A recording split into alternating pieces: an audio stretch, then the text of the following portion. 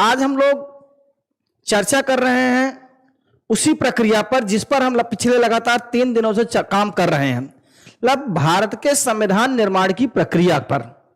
किस पर चर्चा कर रहे हैं? भारत के संविधान निर्माण की प्रक्रिया पर चर्चा कर रहे हैं। अब हमारा प्रश्न बनता है कि हमारे संविधान निर्माण की प्रक्रिया में आखिर अभी तक हमने क्या क्या पढ़ लिया है। हाँ, आप लोगों के लिए एक बात और भी है। अगर आप लोगों को लगता है कि हमारा लेक्चर आपके काम लायक है, आपके लिए उपयोगी है, तो आप हमारे चैनल को लाइक कर सकते हैं, सब्सक्राइब कर सकते हैं और उसे आगे भी दोस्तों को भी फॉरवर्ड कर सकते हैं।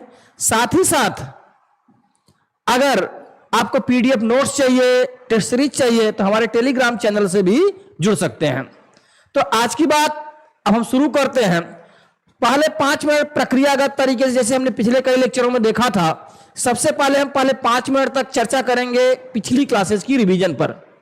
किस पर? पिछली क्लासेस की रिवीजन पर करेंगे। अभी तक हमने पढ़ा कि संविधान किसे कहते हैं। तो संविधान किसी भी देश का वह आधारभूत दस्तावेज होता है जिसके द्वारा उस देश का शासन और प्रशासन चलाया जाता है। किसे कहते हैं? संविधान किसी भी देश का वह आधारभूत दस्तावेज होता है जिसके द्वारा उस देश का शासन और प्रशासन चलाया जाता है। संविधान का निर्माण किसके द्वारा किया गया? तो भारत के संविधान का निर्माण संविधान सभा के द्वारा किया गया है। हमारे यहां संविधान सभा की मांग सबसे पहले की, तो भारत के लिए संविधान सभा की मांग सबसे पहले बाल गंगाधर तिलक ने 1895 ईस्वी में की। किसने की? बाल गंगाधर तिलक ने 1895 ईस्वी में की। उसके बाद महात्मा गांधी ने 1921 ईस्वी में की। फिर जाकर के मानवेंद्र नाथ राय ने 1934 ईस्वी में की और भारतीय राष्ट्रीय कांग्रेस ने संविधान सभा की मांग आधिकारिक तौर पर पहली बार 1935 ईस्वी में की। भारतीय राष्ट्रीय कांग्रेस की बात तो हम बार बार इसलिए चर्चा करते हैं क्योंकि उस समय कांग्रेस ही एकमात्र ऐसी पार्टी थी जो बहुसंख्यक भारतीयों का प्रतिनिधित्व करती थी और इसने संविधान सभा की मांग पहली बार 1935 ईस्वी में आधिकारिक तौर पर की। लेकिन कई बार प्रश्न बदलता है कि किसने सबसे पहले निर्वाचित संविधान सभा की मांग की थी। क्या क्वेश्चन बनता है कि सबसे पहले किसने निर्वाचित संविधान सभा की मांग की थी? वयस्क मताधिकार के आधार पर। तो ध्यान दीजिएगा कि कांग्रेस के प्रतिनिधि के तौर पर 1938 ईस्वी में पंडित जवाहरलाल नेहरू ने, किसने? पंडित जवाहरलाल नेहरू ने सबसे पहले वयस्क मताधिकार के आधार पर निर्वाचित संविधान सभा की मांग की थी। प्रश्न एक और आता है कि ब्रिटिश शासन की तरफ से संविधान सभा की विषय में चर्चा कब की गई? तो आपको जानना होगा, पिछली क्लासेज में आपने जाना भी है कि 1940 ईस्वी में अगस्त प्रस्ताव के द्वारा ब्रिटिश शासन ने पहली बार संविधान सभा के विषय में चर्चा की, किंतु उस प्रारूप में कहीं भी संविधान सभा शब्द का उल्लेख नहीं किया गया था। तो फिर प्रश्न बनता है कि आखिर ब्रिटिश शासन ने पहली बार कब संविधान सभा का उल्लेख किया और कहा कि संविधान सभा का चयन या गठन वयस्क मताधिकार के आधार पर होना चाहिए या विधानसभा के निम्न सदन के, विधानमंडल के निम्न सदन के प्रतिनिधियों के द्वारा होना चाहिए। तो आपकी जानकारी के लिए बता दें, 1942 ईस्वी में क्रिप्स मिशन ने सबसे पहले यह बात कही कि संविधान सभा का गठन होना चाहिए। क्या होना चाहिए? संविधान सभा का गठन होना चाहिए और संविधान सभा के सदस्यों का निर्वाचन जो हो वह विधानमंडल के निम्न सदन के सदस्यों के द्वारा होना चाहिए। किसके द्वारा? विधानमंडल के निम्न सदन के सदस्यों के द्वारा होना चाहिए। आगे फिर कैबिनेट मिशन आता है 1946 ईस्वी में। कैबिनेट मिशन जब भारत आता है तो भारत के सभी बड़े नेताओं के से वार्ता करता है, हर दल के, और यह संविधान सभा की बात करता है और इसी की संस्तुति पर हमारे यहां संविधान सभा का गठन किया जाता है और जुलाई अगस्त में इसका चुनाव होता है। फिर 6 दिसंबर 1946 को इसका गठन किया जाता है। 9 दिसंबर 46 को इसकी पहली बैठक होती है। सचिदानंद सिन्हा जी को अस्थायी अध्यक्ष बनाया जाता है। फिर 11 दिसंबर 46 को राजेंद्र प्रसाद जी को इसका अस्थायी अध्यक्ष बनाया जाता है। 13 दिसंबर 46 को पंडित जवाहरलाल नेहरू जी संविधान सभा में उद्देश्य प्रस्ताव पेश करते हैं जिसे 22 जनवरी 47 को स्वीकार कर लिया जाता है। इसी तरह से हमने और भी चीजें जानी थी, जैसे संविधान सभा में कुल सदस्यों की संख्या 389 थी। ब्रिटिश प्रांतों से 292 सदस्य थे। चीफ कमिश्नरी क्षेत्रों से 4 सदस्य थे। 93 देशी रियासतों से थे।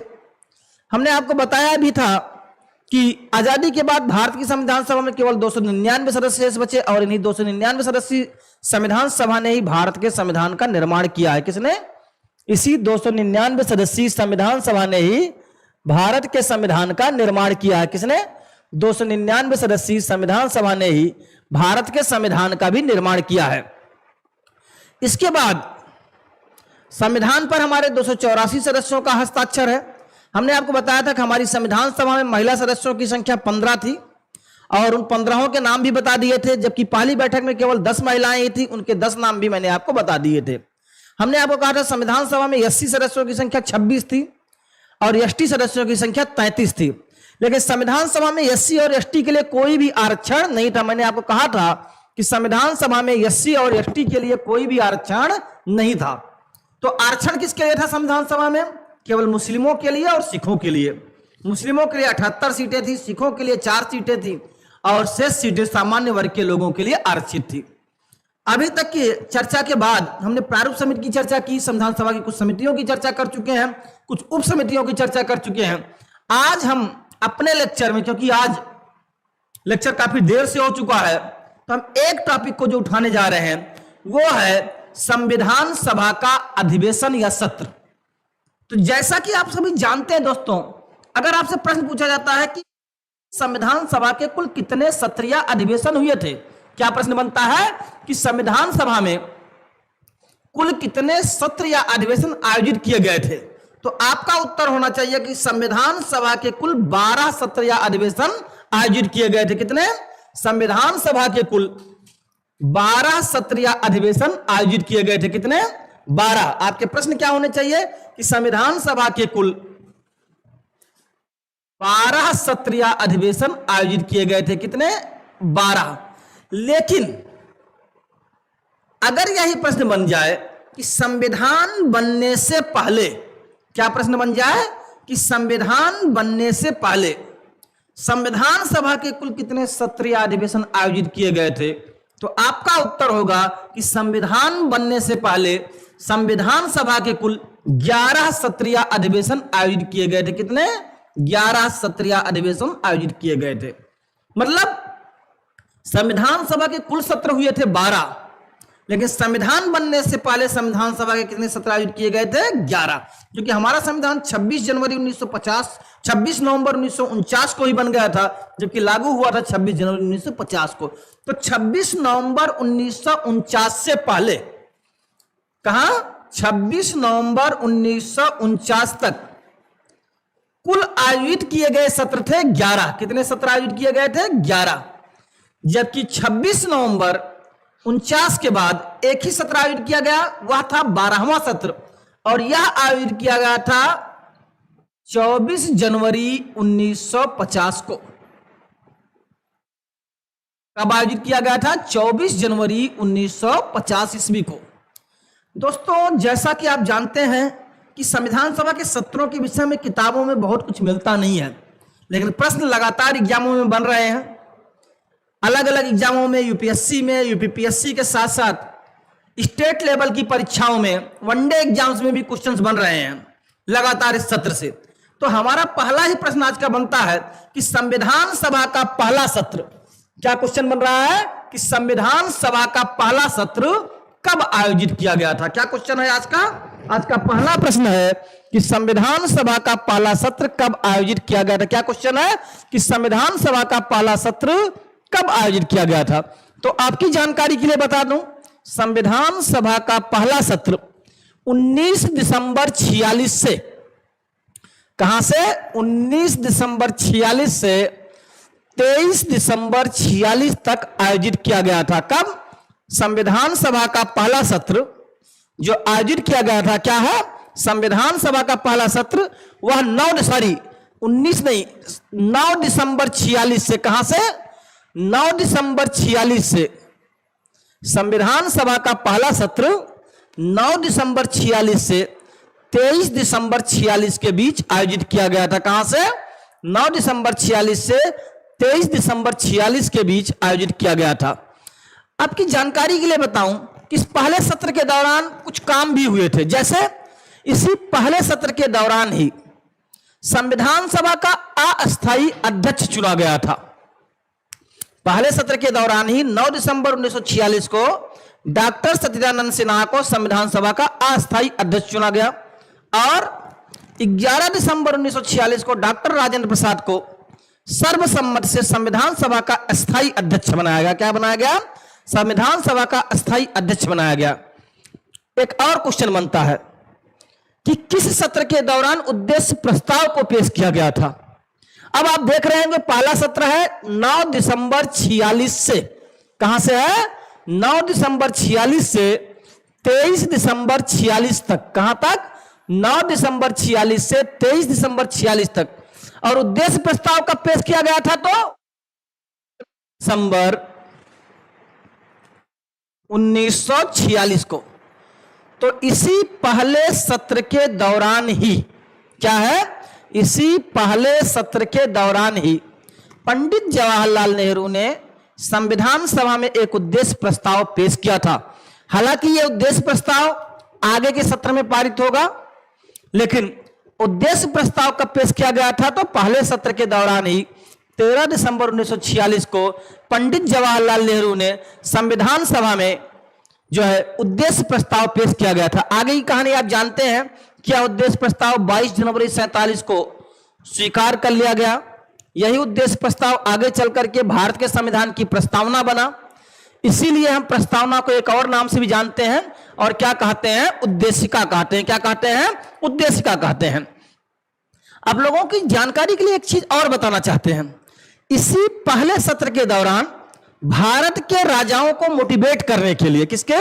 कि भारत के अधिक से अधिक रियासतें जो थी, भारत की रियासतों को मोटिवेट करने के लिए कि अधिकांश रियासतें भारतीय गणराज्य में शामिल हो जाएं। कहां शामिल हो? भारतीय गणराज्य में शामिल हो।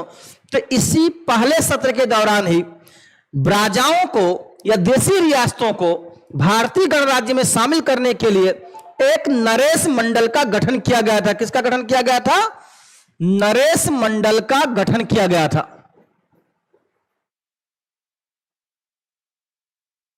किसका गठन किया गया था? नरेश मंडल का गठन किया गया था।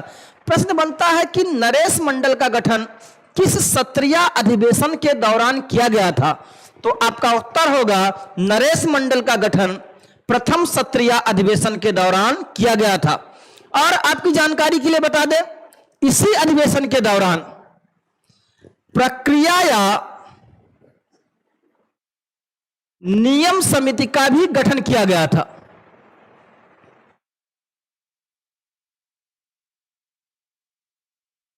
क्या कहा हमने? इसी अधिवेशन के दौरान। किस अधिवेशन के दौरान? पहले सत्रीय अधिवेशन के दौरान ही संविधान सभा में प्रक्रिया या नियम समिति का भी गठन किया गया था। किसका गठन किया गया था? प्रक्रिया या नियम समिति का भी गठन किया गया था। अब आपकी स्क्रीन पर 2 प्रश्न होने चाहिए आपके लिए, आपके मस्तिष्क में 2 प्रश्न चलने चाहिए। आखिर इस प्रक्रिया या नियम समिति का अध्यक्ष कौन था और प्रक्रिया या नियम समिति में कुल सदस्य कितने थे? कितने प्रश्न चाहिए? 2 प्रश्न। कि प्रक्रिया या नियम समिति का अध्यक्ष कौन था, और दूसरा प्रश्न जो आपके दिमाग में होना चाहिए कि प्रक्रिया या नियम समिति में सदस्य कितने थे। हाँ, कोई बताएगा? जैसा कि मैं देख रहा हूं कितनी रात में भी आप लोग लगातार जुड़ते चले जा रहे हैं, धन्यवाद जो है। तो ध्यान देंगे, प्रश्न है कि प्रक्रिया या नियम समिति में कुल कितने सदस्य थे। दूसरा प्रश्न है प्रक्रिया या नियम समिति का अध्यक्ष कौन था। क्या है? प्रक्रिया या नियम समिति का अध्यक्ष कौन था। तो आपके पहले प्रश्न का उत्तर है प्रक्रिया या नियम समिति का अध्यक्ष कौन था। तो इसके अध्यक्ष थे डॉक्टर राजेंद्र प्रसाद। कौन थे? प्रक्रिया या नियम समिति के अध्यक्ष कौन थे? तो डॉक्टर राजेंद्र प्रसाद। और सदस्य कितने थे इसमें? तो 15 थे। कितने थे? 15 थे। प्रश्न बनता है कि सदस्य कितने थे? तो 15 थे।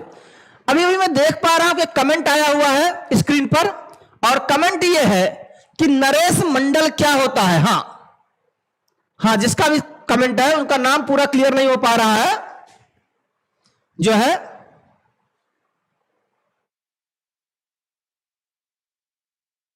प्रेम अनीता, जो भी हो, जो है उनका क्वेश्चन क्या है कि नरेश मंडल क्या होता है। बिल्कुल सही प्रश्न है। क्या प्रश्न है कि नरेश मंडल क्या होता है।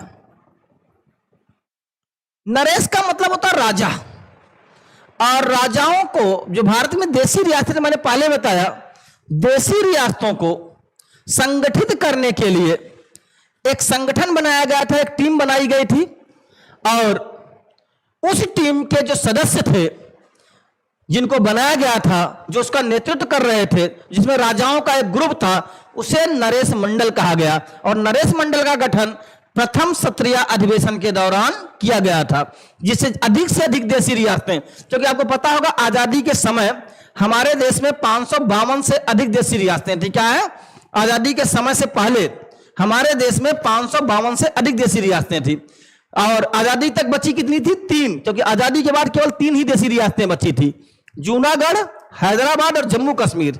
जूनागढ़ को जो है जनमत सर्वेक्षण के द्वारा, हैदराबाद को पुलिस कार्रवाई के द्वारा, और जम्मू कश्मीर को विलय पत्र के द्वारा भारत के प्रशासन में, भारत के देश में शामिल कर लिया गया था। तो इन देशी रियासतों को शामिल करने के लिए एक दल गठित किया गया था, उसी को क्या कहते हैं, नरेश मंडल। क्लियर, आगे बढ़ते हैं।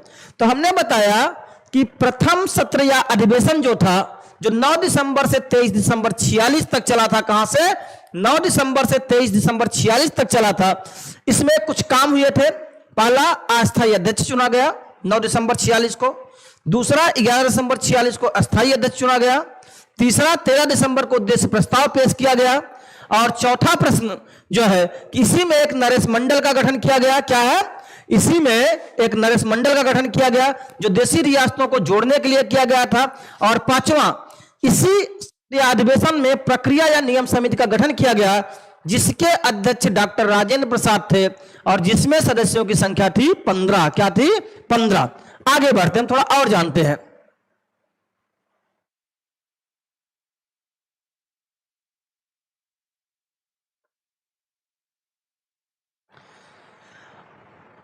अब आपकी स्क्रीन पे जो उभर करके आ रहा है वह है संविधान सभा का दूसरा सत्रीय अधिवेशन। क्या है, संविधान सभा का दूसरा सत्रीय अधिवेशन। क्या है आपकी स्क्रीन पे, संविधान सभा का दूसरा सत्रीय अधिवेशन। प्रश्न बनता है कि यह संविधान सभा का अधिवेशन कब से कब के बीच हुआ। तो स्क्रीन पर आपके दिखाई दे रहा है संविधान सभा का दूसरा सत्रीय अधिवेशन 20 जनवरी 47 से 25 जनवरी 47 के बीच हुआ। कब तक हुआ, 20 जनवरी 1947 से 25 जनवरी 47 के बीच संविधान सभा का दूसरा सत्रीय अधिवेशन हुआ। कब, 20 जनवरी 47 से 25 जनवरी 47 के बीच हुआ। और इस प्रश्न, अगला प्रश्न बनना चाहिए, इस दौरान क्या हुआ। तो सबसे पहला उत्तर है कि इसी सत्रीय अधिवेशन के दौरान 22 जनवरी 1947 को, कब, इसी सत्रीय अधिवेशन के दौरान 22 जनवरी 1947 को उद्देश्य प्रस्ताव को संविधान सभा द्वारा स्वीकार कर लिया गया। उद्देश्य प्रस्ताव को संविधान सभा द्वारा स्वीकार कर लिया गया। क्या किया गया, इसी सत्रीय अधिवेशन के दौरान उद्देश्य प्रस्ताव को संविधान सभा के द्वारा स्वीकार कर लिया गया। ध्यान देंगे, और यही उद्देश्य प्रस्ताव आगे चल करके भारत के संविधान की प्रस्तावना बना। एक और प्रश्न बनता है, जैसे हमने देखा था कि हमारा जो अध्यक्ष बना था वो पहले सत्रीय अधिवेशन के दौरान बना था, अस्थायी और अस्थायी। प्रश्न बनता है संविधान सभा का पहला उपाध्यक्ष। क्या प्रश्न बनता है कि संविधान सभा का पहला उपाध्यक्ष कब बनाया गया, किस सत्र के दौरान बनाया गया। तो इसी दूसरे सत्रीय अधिवेशन के दौरान एच.के. मुखर्जी को संविधान सभा का दूसरा पहला उपाध्यक्ष बनाया गया। क्या बनाया गया, किसको, एच.के. मुखर्जी को। कई किताबों में एच.सी. मुखर्जी दे दिया जाता है, तो इसी सत्र या अधिवेशन में एच के मुखर्जी को संविधान सभा का उपाध्यक्ष बनाया गया और ये निर्विरोध उपाध्यक्ष चुने गए थे। कैसे चुने गए थे? ये निर्विरोध उपाध्यक्ष चुने गए थे, मतलब इनके विरोध में कोई भी नहीं था, एक भी सदस्य इनके विरोध में नहीं था। चलिए अब आते हैं हम तीसरा सत्र या अधिवेशन। क्या है हमारा तीसरा सत्र या अधिवेशन? हम देखते हैं कि तीसरा सत्र या अधिवेशन कब हुआ। संविधान सभा का तीसरा सत्र या अधिवेशन। अब हमारी स्क्रीन पे फिर से एक चीज उभर करके आ रही है, क्या है? संविधान सभा का तीसरा सत्र या अधिवेशन। किसका? संविधान सभा का तीसरा सत्र या अधिवेशन। यह कब से कब के बीच हुआ? 28 अप्रैल 1947 से 2 मई 1947 तक। क्या है? 28 अप्रैल 1947 से 2 मई 1947 तक। फिर एक प्रेम अनीता जी का क्वेश्चन आया हुआ है कि हमने प्रक्रिया समिति में 16 सदस्य पढ़ा है। प्रक्रिया समिति में बेटा सदस्यों की संख्या 15 थी। कितनी थी? 15 थी। कितनी थी? 15 थी। अगर कभी प्रश्न बनता है कि अध्यक्ष कौन था? डॉक्टर राजेंद्र प्रसाद। कौन था अध्यक्ष? डॉक्टर राजेंद्र प्रसाद। अगर प्रश्न बनता है कि कुल सदस्यों की संख्या कितनी थी या अध्यक्ष को लेकर के सदस्यों की संख्या कितनी थी, तो 16। कितनी थी? 16। लेकिन अगर प्रश्न है कि सदस्यों की संख्या कितनी थी, तो 15। तो प्रक्रिया समिति में कुल कितने सदस्य थे? 15 थे। और अध्यक्ष कौन था? मैंने बताया था डॉक्टर राजेंद्र प्रसाद। कौन थे? ये प्रारूप समिति में कुल सदस्य 7 थे। लेकिन अगर आता है अध्यक्ष को छोड़कर के कितने सदस्य थे? 6 थे। या सदस्य की संख्या कितनी थी? 6 थे। जब तक कुल नहीं आएगा तो आपको उत्तर क्या होगा? 6, क्योंकि डॉक्टर भीमराव अंबेडकर क्या थे? प्रारूप समिति के अध्यक्ष थे। चलिए हम बात कर रहे हैं संविधान सभा का तीसरा अधिवेशन। तीसरा अधिवेशन कब हुआ? 28 अप्रैल 1947 से 2 मई 1947 तक जो है। अब आपको पता होना चाहिए इसी के दौरान पंडित जवाहरलाल नेहरू ने राज्य समिति की रिपोर्ट पेश की। किसने? पंडित नेहरू ने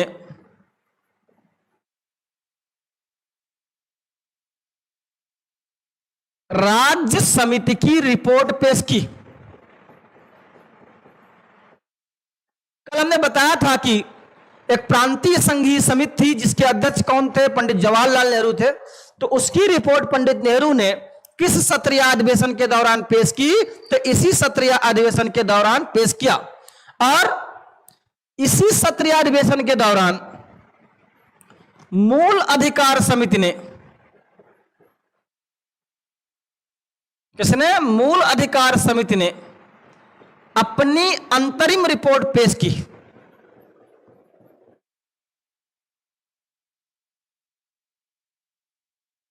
इसी सत्र या अधिवेशन के दौरान मूल अधिकार समिति ने अपनी अंतरिम रिपोर्ट पेश की। मूल अधिकार समिति के अध्यक्ष कौन थे? तो सरदार वल्लभ भाई पटेल थे। कौन थे? पटेल जी थे। जबकि एक मूल अधिकार उप समिति थी, हमने आपको बताया था जो है, तो अलग थी, उप समिति थी। लेकिन मूल अधिकार समिति के अध्यक्ष कौन थे? सरदार वल्लभ भाई पटेल थे। इसी अधिवेशन के दौरान मूल अधिकार समिति ने अपनी अंतरिम रिपोर्ट भी पेश की। इसी अधिवेशन के दौरान कार्यक्रम समिति ने, किसने? कार्यक्रम समिति ने भी अपनी रिपोर्ट पेश की।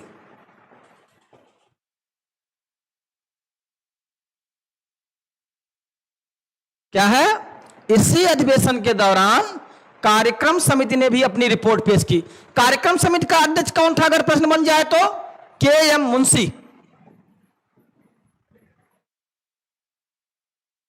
कन्हैया लाल माणिक लाल मुंशी। कार्यक्रम समिति का अध्यक्ष कौन था? तो के.एम. मुंशी थे। और इसने भी अपनी रिपोर्ट इसी के समय पेश की। और क्या हुआ? इसी अधिवेशन के दौरान झंडा समिति का भी गठन किया गया।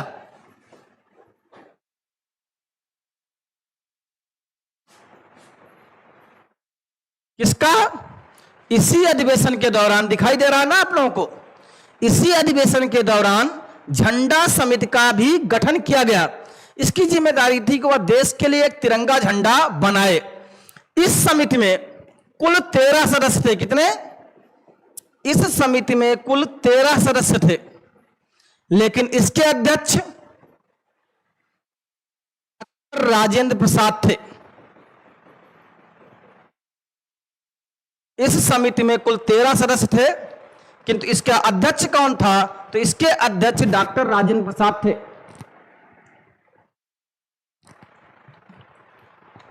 जैसा कि आप लोगों ने देखा कि संविधान सभा का तीसरा सत्र अधिवेशन 28 अप्रैल से 2 मई 47 के बीच चला था।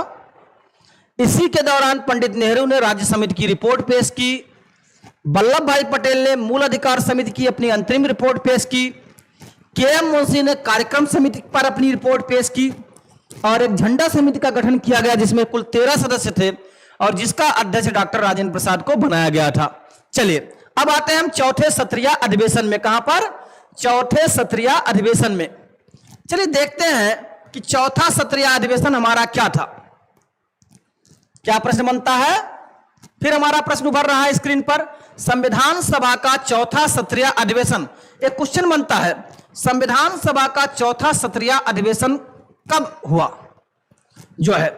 तो यह अधिवेशन या सत्र चला 14 जुलाई 47 से 31 जुलाई 47 तक। कहां तक? 14 जुलाई 1947 से 31 जुलाई 1947 तक। और आपकी जानकारी के लिए बता दूं कि इसी चौथा सत्र अधिवेशन जो था यह आजादी से पहले पूर्ण सत्र था, अंतिम पूर्ण सत्र था, क्योंकि 5वें सत्र में हमें क्या मिल जाएगी? आजादी मिल जाएगी। जिस समय 5वां सत्र चल रहा होगा उसी समय हमारा देश आजाद हो जाएगा। तो यह आजादी से पहले अंतिम पूर्ण सत्र था। क्या था? अंतिम पूर्ण सत्र था चौथा सत्र। और कब से कब तक है? 14 जुलाई से 31 जुलाई 47 तक जो है। और आपकी जानकारी के लिए कि आजादी से पहले यह अंतिम पूर्ण सत्र था। इसके बाद हम आते हैं अगले सत्र में जो है। अगला सत्र जो हमारा है वो है 5वां सत्र। कौन सा? 5वां सत्र। देखिए आपकी स्क्रीन पे फिर उभर आया 5वां सत्र। आजादी कब मिली हमारे देश को? 15 अगस्त 1947 को। और 5वां सत्र कब से कब तक चल रहा है? 14 अगस्त 47 से 30 अगस्त 47 तक। तो अगर कभी हमें प्रश्न पूछा जाए कि आखिर भारत को आजादी किस सत्रीय अधिवेशन के दौरान मिली? अगर प्रश्न पूछा जाए कि भारत को आजादी किस सत्रीय अधिवेशन के दौरान मिली? क्या है? भारत को आजादी किस सत्रीय अधिवेशन के दौरान मिली? तो उसका उत्तर होता है कि भारत को आजादी 5वें सत्रीय अधिवेशन के दौरान मिली। कब मिली? भारत को जो आजादी मिली वह 5वें सत्रीय अधिवेशन के दौरान मिली। कब मिली? 5वें सत्रीय अधिवेशन के दौरान मिली। और आगे हम आपको बताते हैं इस सत्रीय अधिवेशन में क्या किया गया जो है। इसी सत्रीय अधिवेशन में 20 अगस्त को, कब?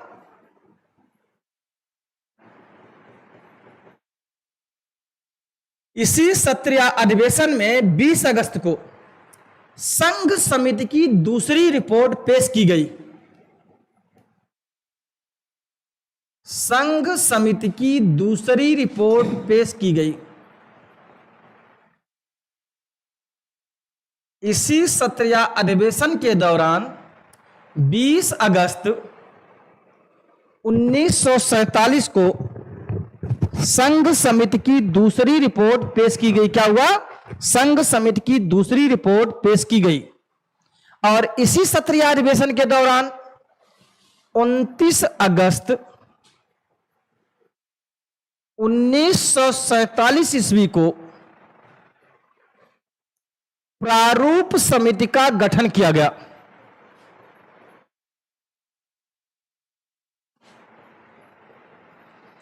जैसा कि आपको पता है, कई बार एग्जाम में आ चुका है कि प्रारूप समिति का गठन किस सत्रीय अधिवेशन में किया गया था। कई बार एग्जामों में प्रश्न आया है कि प्रारूप समिति का गठन किस सत्रीय अधिवेशन में किया गया था। तो प्रारूप समिति का गठन 5वें सत्रीय अधिवेशन में किया गया था। कब? 5वें सत्रीय अधिवेशन के दौरान किया गया था। 29 अगस्त 1947 को किया गया था। और इस प्रारूप समिति के अध्यक्ष थे डॉक्टर भीमराव अंबेडकर, जबकि अय्यर, आयंगर, के एम मुंशी, मोहम्मद सादुल्ला, बीएल मित्र और डीपी खेतान इसके सदस्य थे। तो इस तरह से कुल 7 लोग होते हैं। लेकिन बाद में बीएल मित्र की जगह एन माधव राव, क्योंकि बीएल मित्र स्वास्थ्य कारणों से इस्तीफा दे देते हैं, और डीपी खेतान की मृत्यु के बाद टीटी कृष्णामाचारी को प्रारूप समिति का सदस्य बनाया जाता है। तो इसी 5वें सत्रीय अधिवेशन के दौरान प्रारूप समिति का गठन किया गया जो है। अच्छा, एक क्वेश्चन बनता है, आप लोग भी बताएंगे, प्रारूप समिति के गठन की मांग सबसे पहले किसने की थी? एक प्रश्न बनता है स्क्रीन पर, मैं लिख रहा हूं कि प्रारूप समिति के गठन, क्या है, प्रारूप समिति के गठन की मांग किसने की थी, या किसने कहा था कि एक प्रारूप समिति का गठन किया जाना चाहिए? कोई भी उत्तर जो देना चाहे, बहुत सारे लोग जुड़ चुके हैं अब तक मैं देख पा रहा हूं। तो अगर इतने लोग इतनी संख्या में जुड़ रहे हैं तो कुछ प्रश्नों के भी उत्तर देंगे, क्योंकि आप लोगों के सहयोग से हमारा चैनल बहुत ही तेजी से ग्रो कर रहा है। तो प्रश्न बन रहा है कि प्रारूप समिति के गठन का सुझाव या गठन की मांग किसने की थी? कोई भी जो बताना चाहे। चलिए, नहीं बता रहे हैं, मैं ही बता दे रहा हूं, सत्यनारायण सिन्हा ने। किसने? कल बताएंगे आप लोग जरूर से। प्रारूप समिति के गठन का सुझाव इस अधिवेशन में किसने दिया था? तो सत्यनारायण सिन्हा ने। एक और प्रश्न बनता है, कि वंदे मातरम को संविधान सभा में पहली बार कब गाया गया था? क्या क्वेश्चन बनता है? या वंदे मातरम को संविधान सभा में पहली बार किस सत्रीय अधिवेशन में गाया गया था और किसने गाया था? कोई भी जो बताना चाहे। क्या प्रश्न है कि वंदे मातरम को संविधान सभा में सबसे पहले किस सत्रीय अधिवेशन में गाया गया था और किसने गाया था? अब आप लोग तो बुद्धिजीवी हैं, बुद्धि कूट कूट करके भरी है आप में।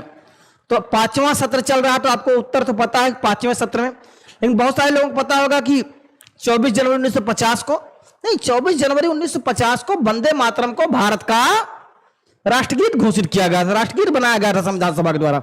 हमारा प्रश्न है कि वंदे मातरम को पहली बार संविधान सभा में कब गाया गया था? क्या प्रश्न है?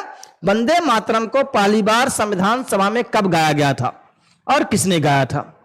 जैसे वंदे मातरम पर तमाम प्रश्न बन सकते हैं कि वंदे मातरम किसने लिखा? तो बंकिम चंद्र चटर्जी ने लिखा। कहां से लिया गया? ये तो आनंद मठ नामक उपन्यास से लिया गया है। आनंद मठ नामक उपन्यास किस घटना से संबंधित है, किससे संबंधित है? तो बंगाल में सन्यासी विद्रोह से संबंधित है। सन्यासी विद्रोह किससे संबंधित है? तो कृषक आंदोलन से संबंधित है। किससे संबंधित है? कृषक आंदोलन से संबंधित है। वंदे मातरम को पहली बार कांग्रेस के किस अधिवेशन में गाया गया? तो वंदे मातरम को पहली बार कांग्रेस के कलकत्ता अधिवेशन में 1896 ईस्वी में गाया गया। वंदे मातरम भारत का राष्ट्रगीत कब बना? तो 24 जनवरी 1950 को बना, और उस दिन उसे संविधान सभा में पूर्णिमा बनर्जी ने गाया। लेकिन प्रश्न उससे हट करके है। प्रश्न है कि वंदे मातरम को पहली बार संविधान सभा के किस सत्र में गाया गया और किसने गाया? एक उत्तर तो है ही आपके पास कि वंदे मातरम को पहली बार संविधान सभा के 5वें सत्रीय अधिवेशन में गाया गया। कब? संविधान सभा के 5वें सत्रीय अधिवेशन में गाया गया। और इस सत्रीय अधिवेशन में से सुचेता कृपलानी जी ने गाया था। किसने गाया था? सुचेता कृपलानी जी ने गाया था। किसने गाया? सुचेता कृपलानी ने। और आपकी जानकारी के लिए बता दें, सुचेता कृपलानी भारत में किसी भी राज्य की बनने वाली पहली महिला मुख्यमंत्री हैं। क्या है? भारत के किसी भी राज्य में बनने वाली पहली महिला मुख्यमंत्री हैं, और आपके राज्य उत्तर प्रदेश की भी पहली महिला मुख्यमंत्री हैं। सुचेता कृपलानी संविधान सभा की महिला सदस्यों में से एक थी, और इस संविधान सभा में संयुक्त प्रांत अर्थात उत्तर प्रदेश से चुनी गई थी। चलिए आगे बढ़ते हम। 6वां सत्रीय अधिवेशन अब हमारी स्क्रीन पे आने वाला है। 6ठा सत्रीय अधिवेशन कौन सा? संविधान सभा का छठा सत्रीय अधिवेशन। और आपकी जानकारी बताएं कि ये छठवां सत्रीय अधिवेशन है या संविधान सभा का पहला सत्रीय अधिवेशन है जो केवल एक दिवसीय था, एक दिन का था। क्या? पहला एक दिवसीय अधिवेशन। आपने देखा होगा कि अभी तक जो भी सत्रीय अधिवेशन हुए वो एक से अधिक दिन चले थे, लेकिन यह अधिवेशन एक ही दिन में समाप्त हो गया। कब? 27 जनवरी 1948 को शुरू हुआ और 27 जनवरी 1948 को ही समाप्त हो गया। संविधान सभा में कुल 2 सत्रीय अधिवेशन हुए हैं जो केवल एक दिन में समाप्त हुए हैं, एक छठवां और दूसरा इसका दुगुना 12वां। कौन सा? छठवां और 12वां। ये 2 सत्रीय अधिवेशन एक ही दिन में समाप्त हो गए थे। छठवां हुआ था 27 जनवरी 48 को और 12वां हुआ था 24 जनवरी 1950 को। कब हुआ था? 24 जनवरी 1950 को। इसमें क्या हुआ? प्रश्न बन सकता है। इसी सत्रीय अधिवेशन के दौरान, किसके? छठवें सत्रीय अधिवेशन के दौरान ही प्रारूप समिति ने अपना प्रारूप पेश किया था। क्या किया था? प्रारूप समिति ने अपना प्रारूप पेश किया। इसी सत्रीय अधिवेशन के दौरान प्रारूप समिति ने अपना प्रारूप पेश किया। और क्या काम हुआ? आपको पता है कि आजादी के बाद पंजाब और बंगाल का बंटवारा हो गया था। पूर्वी पंजाब भारत में आया था और पश्चिमी पंजाब पाकिस्तान में चला गया था। पश्चिमी बंगाल भारत में आया था और पूर्वी बंगाल पाकिस्तान में चला गया था। वही पूर्वी बंगाल बाद में 71 में बांग्लादेश बनेगा। तो पूर्वी पंजाब और पश्चिम बंगाल में संविधान सभा के सदस्यों की संख्या बढ़ाई गई। प्रश्न बनता है कि पश्चिमी बंगाल और पूर्वी पंजाब में सदस्यों की संख्या संविधान सभा के किस सत्र में बढ़ाई गई? तो इसी छठवें सत्रीय अधिवेशन के दौरान ही तय किया गया कि पूर्वी बंगाल या पश्चिमी बंगाल और पूर्वी पंजाब में सदस्यों की संख्या बढ़ाई जाएगी। और इस सत्रीय अधिवेशन में तय किया गया कि पूर्वी पंजाब में, कहां पर? पूर्वी पंजाब में 16 सदस्य और पश्चिम बंगाल में 21 सदस्य बढ़ाए जाएं।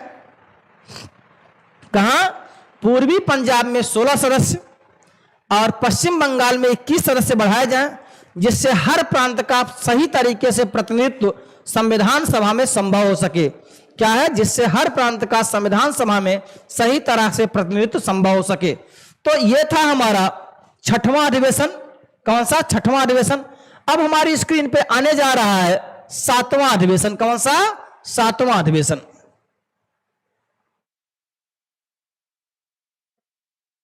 क्या है? संविधान सभा का 7वां अधिवेशन। फिर प्रश्न बनता है कि 7वां अधिवेशन कब से कब तक हुआ? तो 7वां अधिवेशन 4 नवंबर 48 से,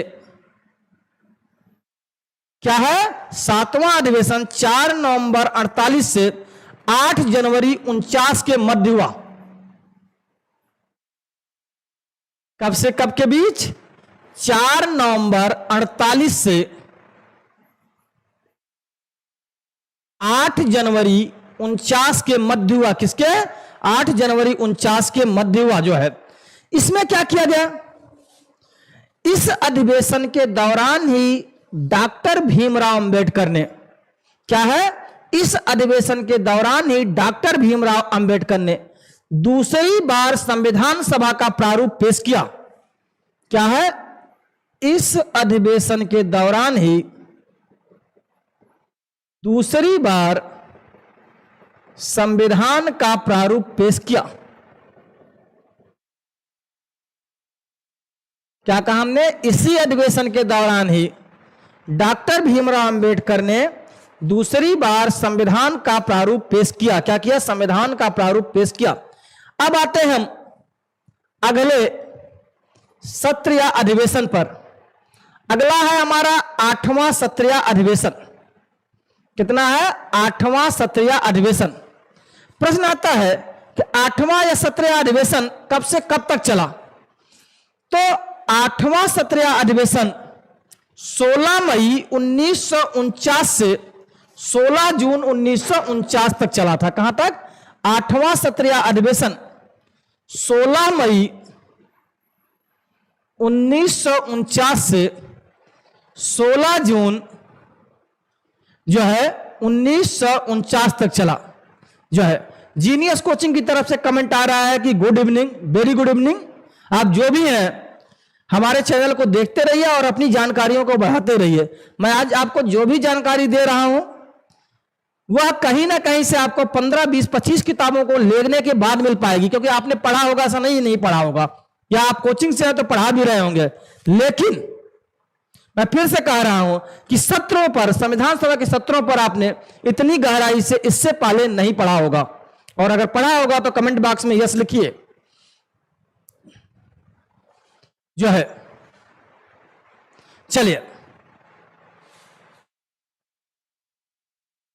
चलिए जीनियस कोचिंग की तरफ से एक और क्वेश्चन हमारी स्क्रीन पे आ रहा है, और प्रश्न है कि आप कहां से लाइव आ रहे हैं। तो इस समय मैं प्रतापगढ़ जिले के, उत्तर प्रदेश के प्रतापगढ़ जिले के लालगंज अजहारा से लाइव हूं, दृष्टिकोण क्लासेज। जैसा कि आप देख पा रहे होंगे, कहां से? दृष्टिकोण क्लासेज से जो है। और आप लगातार हमारे साथ बने रहिए, कमेंट बॉक्स में कमेंट करते रहिए। सारे कमेंटों का जवाब तो क्लासरूम में अभी हम दे नहीं सकते हैं, लेकिन मैक्सिमम कमेंट्स के जवाब में देने की कोशिश कर रहा हूं, और शेष कमेंटों के जवाब भी मैं समय पाने पर दूंगा। चलिए अभी हमारे टॉपिक पर आते हैं। हमारा टॉपिक है संविधान सभा का 8वां 17वां अधिवेशन कब हुआ। तो 16 मई 1949 से 16 जून 1949 के बीच यह 8वां 17वां अधिवेशन आयोजित किया गया था। इस अधिवेशन में भारत को राष्ट्रमंडल का सदस्य संविधान सभा के द्वारा बनाया। क्या किया गया? इसी में संविधान सभा के द्वारा भारत को राष्ट्रमंडल का सदस्य बनाया गया या सदस्य घोषित किया गया। प्रश्न बनता है कि भारत राष्ट्रमंडल का सदस्य किस 17वां अधिवेशन के दौरान बना। क्या प्रश्न बनता है? भारत राष्ट्रमंडल का सदस्य किस 17वां अधिवेशन के दौरान बना। तो भारत राष्ट्रमंडल का सदस्य 8वें 17वां अधिवेशन के दौरान बना। अब बहुत सारे चेहरों पे प्रश्न हो सकते हैं, आखिर ये नई चीज क्या आ गई? राष्ट्रमंडल। राष्ट्रमंडल किसे कहते हैं? राष्ट्रमंडल को हम कॉमनवेल्थ कहते हैं। क्या कहते हैं? कॉमनवेल्थ। राष्ट्रमंडल उन देशों का समूह है। किसे कहते हैं? राष्ट्रमंडल उन देशों को समूह को कहा जाता है जो कभी ना कभी ब्रिटेन के उपनिवेश थे। बात समझ में आई? राष्ट्रमंडल किसे कहते हैं? राष्ट्रमंडल उन देशों का समूह है, संगठन है जो कभी ना कभी ब्रिटेन का उपनिवेश था। क्या था? जो कभी ना कभी ब्रिटेन का उपनिवेश था, उसे हम कहते हैं राष्ट्रमंडल देश। और भारत भी ब्रिटेन का उपनिवेश ही था एक। तो इसी अधिवेशन के दौरान हमारी संविधान सभा ने अपनी मर्जी से, क्या प्रश्न कह रहे हैं कि इसी संविधान सभा के दौरान, इसी सत्र के दौरान हमारी संविधान सभा ने अपनी मर्जी से, ना कि अंग्रेजों की मर्जी से, भारत को राष्ट्रमंडल का सदस्य देश घोषित किया। क्योंकि हम, अंग्रेजों ने, ब्रिटिश सरकार की तरफ से हमें स्वतंत्र किया गया था। हम चाहे तो राष्ट्रमंडल का सदस्य बने रहें, चाहे तो सदस्यता त्याग दें, लेकिन हमने अपनी मर्जी से इसी 17वां अधिवेशन के दौरान संविधान सभा के द्वारा तय किया गया कि हम राष्ट्रमंडल के सदस्य बने रहेंगे। क्या करेंगे? राष्ट्रमंडल के सदस्य बने रहेंगे। चलिए अगला 17वां अधिवेशन, अगला 17वां अधिवेशन कौन सा है? अब 8 के बाद गिनती तो आपको आती ही होगी, आप तो काफी बुद्धिमान हैं, बुद्धिमत्ता में तो आपको कोई पीछे छोड़ ही नहीं सकता है। तो हम बात कर रहे हैं संविधान का 9वां 17वां अधिवेशन। क्या है? 9वां 17वां अधिवेशन। यह 17वां अधिवेशन 30 जुलाई 49 से, यह 17वां अधिवेशन 30 जुलाई 49 से 18 सितंबर 49 तक चला। कहां से? 30 जुलाई 49 से 18 सितंबर 49 तक चला। कहां तक चला? 18 सितंबर 49 तक चला। और इसी दौरान प्रिवी काउंसिल का क्षेत्राधिकार समाप्त कर दिया गया। किसका? इसी अधिवेशन के दौरान प्रिवी काउंसिल का क्षेत्राधिकार समाप्त किया गया।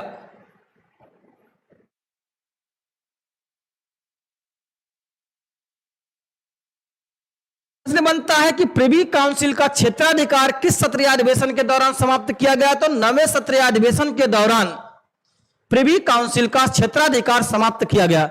और इसी सत्रीय अधिवेशन के दौरान हमारे संविधान को के लिए तय किया गया कि अगर कभी चाहे कोई तो कई भाषाओं में हमारे संविधान का अनुवाद भी हो सकता है, लेकिन हमारा संविधान मूल रूप से केवल 2 भाषाओं में है, अंग्रेजी और हिंदी में। लेकिन इसी सत्र के दौरान तय किया गया कि संविधान का अनुमोदन, संविधान का अनुवाद अन्य भाषाओं में भी हो सकता है। चलिए अगला सत्रीय अधिवेशन कौन सा है? जल्दी जल्दी आप आइए। संविधान सभा का 10वां अधिवेशन क्या है? संविधान सभा का 10वां सत्रीय अधिवेशन कब से कब तक हुआ? 10वां सत्रीय अधिवेशन तो 6 अक्टूबर 49 से 17 अक्टूबर 49 तक। कहां तक? संविधान बनने की प्रक्रिया में चल रहे हैं, 10वां सत्रीय अधिवेशन आ गया है। 6 अक्टूबर 49 से 17 अक्टूबर 49 तक जो है, इस अधिवेशन के दौरान संविधान का दूसरा वाचन शुरू हुआ। क्या हुआ? इस अधिवेशन के दौरान संविधान का दूसरा वाचन शुरू हुआ। क्या हुआ? दूसरा वाचन हुआ। जैसा कि आप जानते हैं कि संविधान के कुल 3 वाचन हुए थे। कितने वाचन हुए थे? 3 वाचन हुए थे। पहला वाचन हुआ था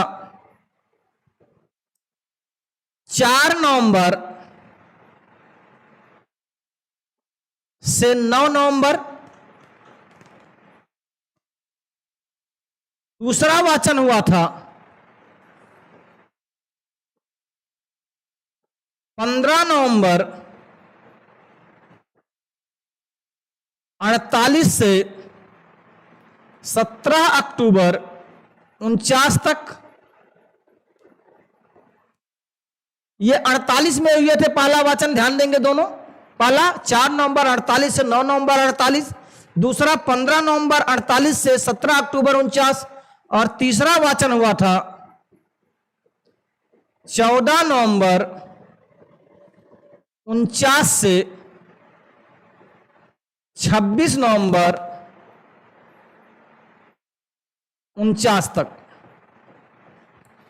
तो इसी सत्रीय अधिवेशन के दौरान दूसरा वाचन कब से कब है? 15 नवंबर 48 से 17 अक्टूबर 49 तक। तो ये 6 अक्टूबर 17 अक्टूबर 49 तक है। तो इसी वाचन के दौरान, इसी सत्र के दौरान दूसरा वाचन क्या हो जाता है? 17 अक्टूबर 49 को समाप्त हो जाता है। क्या होता है?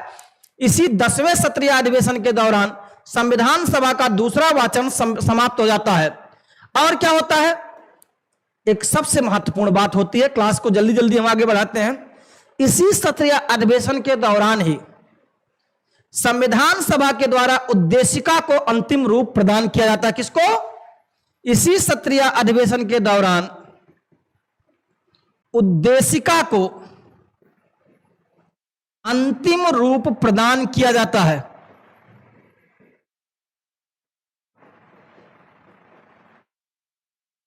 क्या किया जाता है? उद्देशिका को अंतिम रूप प्रदान किया जाता है। उद्देशिका को ही हम प्रस्तावना कहते हैं। जैसे कि हमने आपको पहले भी बताया था कि हमारे संविधान में 22 भाग हैं। मूल संविधान में 8 अनुसूचियां थी, 395 अनुच्छेद थे और 1 प्रस्तावना थी, जिसमें से प्रस्तावना को सबसे बाद में जोड़ा गया। तो प्रस्तावना किस सत्र के दौरान अंतिम रूप में आई? प्रस्तावना 10वें सत्रीय अधिवेशन के दौरान अंतिम रूप में आई। क्या है? 10वें सत्रीय अधिवेशन के दौरान अंतिम रूप में आई। अब आते हैं हम जो है संविधान बनने से पहले अंतिम सत्र में। क्या कहा हमने? संविधान बनने से पहले अंतिम सत्र में संविधान सभा का 11वां सत्र। क्या है? संविधान सभा का 11वां सत्र 14 नवंबर 49 से 26 नवंबर 49 तक। क्या है? 14 नवंबर 49 से 26 नवंबर 49 तक। सुनील सिंह सूर्यवंशी जी नमस्कार। नमस्कार। जो है आप इतनी रात में जाग के पढ़ाई कर रहे हैं, बहुत अच्छा। चलिए हम बात कर रहे हैं कि संविधान सभा का 11वां अधिवेशन कब से कब तक हुआ? 14 नवंबर 49 से 26 नवंबर 49 तक जो है। अब इसमें क्या किया गया? एक प्रश्न बनता है इसी अधिवेशन में संविधान को अंगीकृत और आत्मार्पित किया गया।